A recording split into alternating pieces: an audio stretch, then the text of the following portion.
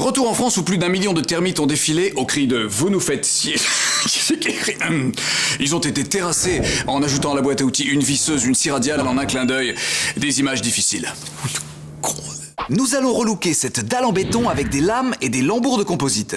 La première lambourde est calée contre le mur. Vous devez tout de même respecter un écart de 15 mm tant sur son côté qu'à son extrémité, histoire de la laisser se dilater et de permettre un écoulement de l'eau. Aidé de gabarit, placez les lambourdes suivantes en respectant un écart entre elles de 40 cm, d'axe en axe. Aucune n'est fixée au sol, on dit qu'elles sont flottantes. Les lames, elles, se posent dans l'autre sens. Un petit test est nécessaire pour vérifier que l'extrémité de la lame coïncide bien avec la présence d'une lambourde. Si ce n'est pas le cas, servez-vous d'un gabarit et tracez la position idéale que devrait avoir la lambourde. Une fois ce travail effectué, vous pouvez redisposer toutes les lambourdes en faisant attention qu'elles restent parallèles. Laissez un espace de 10 mm entre deux lambourdes mises bout à bout. Placez maintenant des clips simples au départ des lambourdes et vissez-les en évitant un couple de serrage trop élevé. Clipsez votre première lame en l'inclinant.